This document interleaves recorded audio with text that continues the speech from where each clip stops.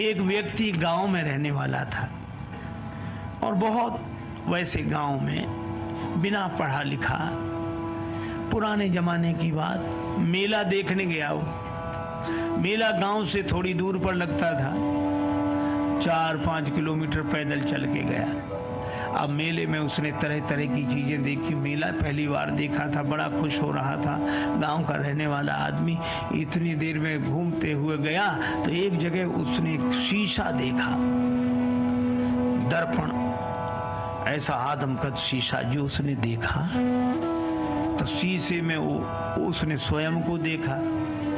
अब वो ये नहीं समझ पावे कि हम ही हैं। और शीशे में जैसे ही इसने देखा तो ये मुस्कुराया और हाथ जोड़ के बोला, भैया राम राम। तो उधर से भी मुस्कुराहट दिखी, भैया राम राम। इसने कहा, वाह वाह, बड़े अच्छे भाई साहब हैं, पहली बार मिलने में भी इतने प्रेम से। अब ये कहे, और भैया सब ठीक है? तो वो भी ऐसे कहे। बस दुकानदार से बोला, ये भाई साहब कितने के दिए?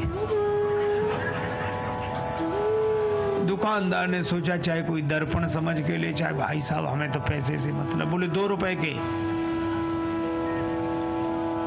तो मेले के लिए जितना खर्चा लाया था उसने 2 रुपए उसी को दे दिए और दर्पण हाथ में लिया। अब भाई साहब को बार बार देखे, बड़ा खुश हो।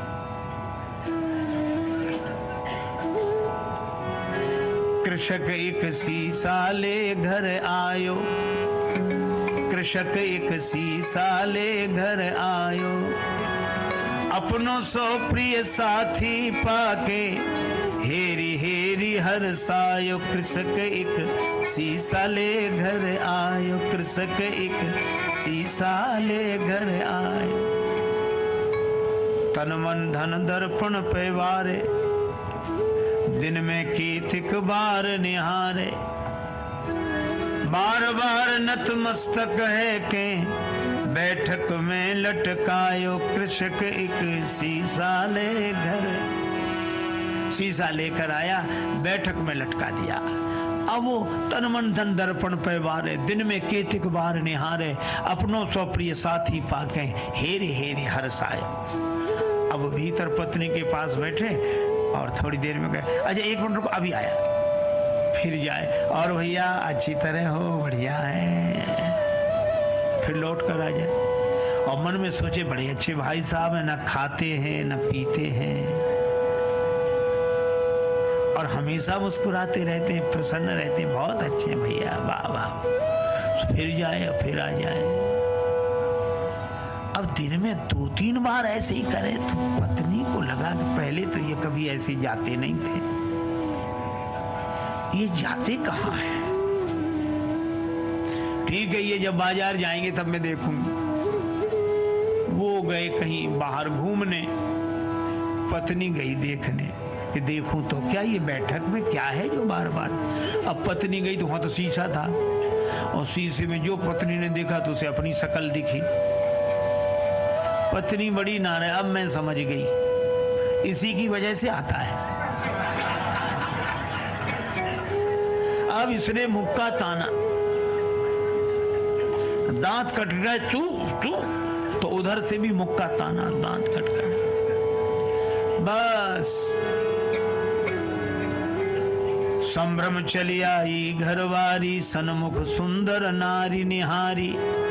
आए गई है सौत हमारी, क्रोध हृदय में छायो। कृषक एक शीशा ले घर आए। अब उसको बड़ा क्रोध हमारी सौत को ले आया है, इसी की वजह से आता है। और बस भाग पड़ी, बस मैं न रहूंगी, विष हूं या डूब मरूंगी। विष खा लूंगी, मर जाऊंगी, कुएं में गिर जाऊंगी, बस रहूंगी नहीं, मैं तो अभी जाती हूँ, चाहे जो कुछ हो जाए।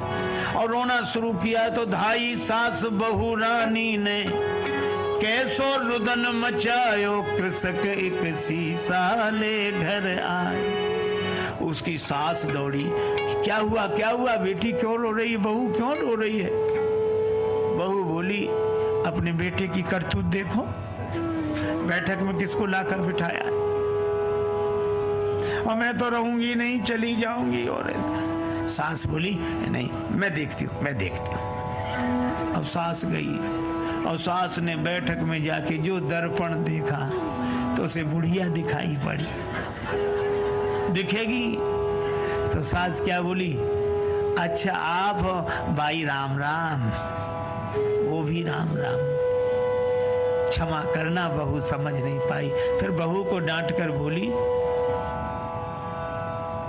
क्या कह रही है तू? बुढ़िया है, वृद्धा माता, हमारी उम्र की है, सेवा के लिए लाया होगा। आई चली सास तत्क्षण में वृद्धा दीख पड़ी दर्पण में। बहू से बोली, अरी बावरी या बुढ़िया पर मेरो लाल लुभायो। कृषक एक शीशा ले घर आए। अब बहू कहे कि नहीं नहीं तरुणी है, और वृद्धा कहे कि वृद्धा है। अच्छा दर्पण ऐसा जो सामने आ जाए उसी को दिखा दे। बहू सामने जाए तरुणी, देखो ये बैठी हो, और सास कहे हट मैं देखती हूँ, वो देखे सो वृद्धा देखे। अब सास बहू का झगड़ा आके ससुर निवारो। ससुर ने कहा क्या है मैं देखता हूं, क्यों ये कलह मचा रखा है। अब ससुर आया, ससुर ने कहा तुम दोनों अलग हो। अब ससुर ने जो देखा दर्पण, तो उसे बूढ़ा आदमी दिखाई पड़ा। तो ससुर बोला, अरे भैया राम राम, आप हो, माफ करना, ये समझती नहीं है। दोनों को फटकारा, दाढ़ी वालों पुरुष देख के दोनों को फटकारो। ससुर बोला ससुर, अरी मूर्खाओ, धर के मानो देह लजाओ, मर न गई तुम नारी पुरुष को भेद समझ न पायो। तुम स्त्री पुरुष का भेद नहीं समझ सकी। सास कहे नहीं है तो वृद्धा बुढ़िया है। ससुर कहे कि नहीं बूढ़े भाई साहब बैठे, और बहू कहे कि नहीं तरुणी है। अच्छा अब एक बात बताओ, इनमें कौन आदमी गलत बोल रहा है? कोई गलत नहीं बोल रहा है, पर प्रश्न ये कौन सही बोल रहा है? कोई सही नहीं बोल रहा है और कोई गलत नहीं बोल रहा है। इतने में वो व्यक्ति आ गया, गांव में गया था घूमकर। क्या है? माँ बोली बैठक में किसको बिठाया है? वो बोला हमारे भाई साहब हैं। बहू बोली भाई साहब है। एक तरुणी को लाकर बिठाया। वृद्धा बोली नहीं वृद्धा है, और ससुर कहे, वो पिता कहे कि नहीं वृद्ध व्यक्ति है। वो कहे नहीं हमारी तरह युवक हैं। अब जो दर्पण के सामने जाए दर्पण उसी का चेहरा दिखा दे। अच्छा अब आप बताओ, शीशा से बनते शुभ दर्शन, तापे मचो घोर संघर्ष। और इसके हाथ में जाए शीशा, उसके हाथ में जाए, इसके हाथ में जाए, और ऐसे हाथों में जाते शीशा गिर गया, टूट कर टुकड़े टुकड़े हो गया। और जैसे ही दर्पण टूट गया तो दो बचे कि एक ही। फिर दूसरा कोई था ही नहीं, न भाई साहब, न तरुणी, न वृद्धा, न वो वृद्ध व्यक्ति।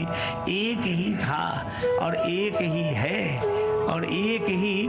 देखो कितनी अद्भुत बात। इसी तरह वह एक अद्वैत परमात्मा ही है। प्रेम में वह अनन्यता में एक होकर रहता है, ज्ञान में वह अद्वैत में एक होकर रहता है। ये तो माया के दर्पण के कारण द्वैत की अनुभूति हमें होती है, और हम अपने ही उस चेहरे को एक में दो देख लेते हैं, भाई साहब और ये और वो, सब सारा संसार बन जाता है। लेकिन एक आदमी की अंगूठी खो गई, बड़ा परेशान। एक महात्मा मिले, महाराज मेरी अंगूठी खो गई, आप तो सर्वज्ञ हैं, सब जानते हैं, तो बताएं मेरी अंगूठी कहाँ है, बड़ी कृपा होगी। महात्मा बोले मैं बता दूंगा।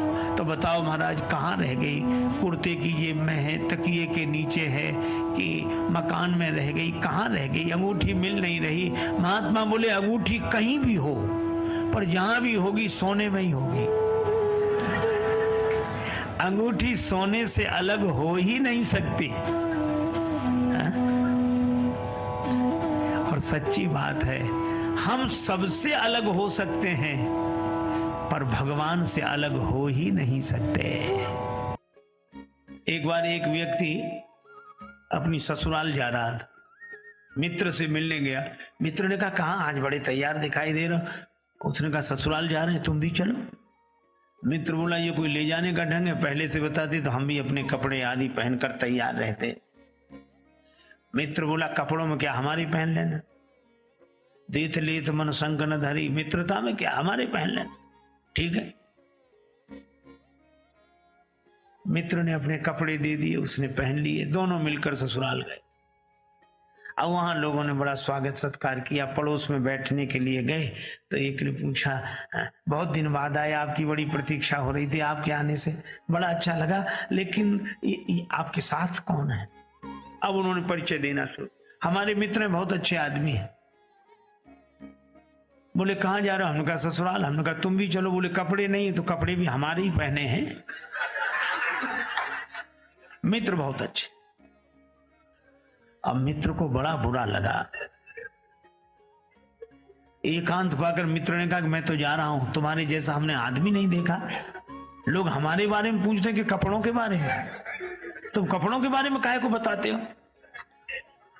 अरे बोला अब क्षमा करो, गलती हो गई, अब नहीं बोलूंगा। अब दूसरी जगह फिर बैठने गए, लोगों ने परिचय पूछा, कहने लगे हमारे बड़े अच्छे मित्र हैं, और हमने कहा ससुराल जा रहे हैं। एक ही कहने से हमारे साथ आ गए और कहते कहते निकल गया कपड़े। अब कहा कि मित्र फिर डांटेगा कि ये कपड़े, तो लोगों ने कहा कपड़े क्या कपड़े? तो बोले कपड़े ये इनके अपने हैं, ये खुद आप खुद के कपड़े पहने हैं, खुद के अपने अपने। और लोगों ने सोचा कपड़े तो सब खुद के पहनते हैं इसमें। मित्र ने फिर कहा कि अब मैं नहीं रुकूंगा, तुमने फिर कपड़ों के बारे में तो कहा हमने तो तुम्हारे ही बताए। तो बताए क्यों? लोग हमारे बारे में पूछते कि कपड़ों के बारे में। बोला अब मैं कहूंगा ही नहीं, बिल्कुल नहीं कहूंगा। मित्र फिर रुक गया। पर तीसरी जगह बैठने गए, लोगों ने परिचय पूछा कि आप तो बड़े अच्छे हैं, आपके साथ हमारे मित्र हैं, बड़े प्रेमी हैं, एक ही कहने से हमारे साथ आए, और इनकी जितने गुण गाए जाएं सब कम हैं, लेकिन क्षमा करें हम कपड़ों के बारे में कुछ नहीं कहना चाहते। अब फिर कपड़े, अब भीतर भरे कपड़े। हम जो चीज खाएंगे डकार में गंध भी तो उसी की आएगी, तो भीतर जो भरा हो वही बाहर दिखेगा। निराकार हूं मैं न साकार हूं, भक्त की भावना से तदाकार हूं। भक्त मुझे जिस दृष्टि से देखता है वो उसी दृष्टि से मैं दिखाई पड़ता हूं। अपने भाव के अनुसार भगवान का दर्शन होता है। सब भगवान को अलग अलग रूपों में देख रहे हैं, अलग अलग भावना से देख रहे हैं। कोई प्रेम से भर रहे हैं, कोई भय से भर रहे हैं। यही विधि रहा जाए जिस भाव, जिसको जैसी भावना रहे। राम जी से अधिक राम जी के दास की महिमा मैंने एक संत के मुख से सुना था। एक बार एक दंपति पति पत्नी मेले में गए। अब मेला में उनका मेल बिछुड़ गया, ऐसा भीड़ का रेला, पति एक तरफ पत्नी एक तरफ। अब दोनों एक दूसरे को ढूंढे, तो ऐसे मौके का फायदा उठाने वाले लोग चूकते कहां।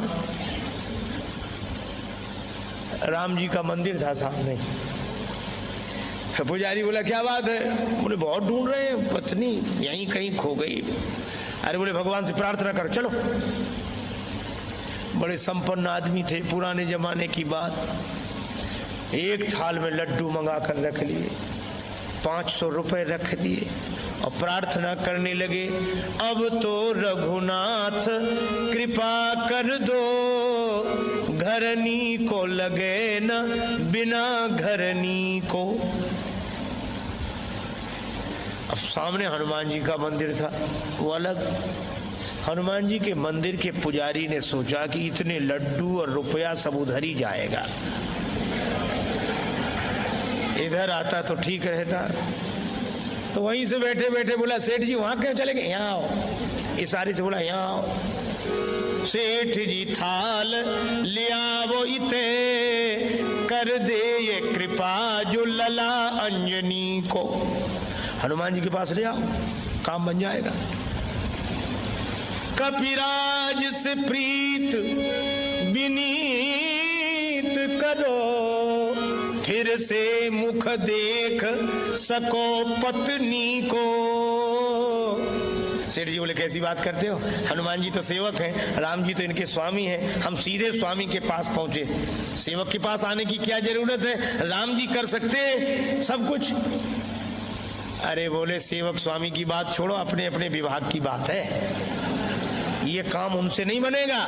क्या क्यों नहीं बनेगा, राम जी सब कुछ कर सकते हैं तो मेरी पत्नी को भी खोज सकते हैं। हनुमान जी के मंदिर का पुजारी बोला कि जाने दो, तेरी त्रिया को मिलावे कहा, जो पतो न लगाए सके अपनी को।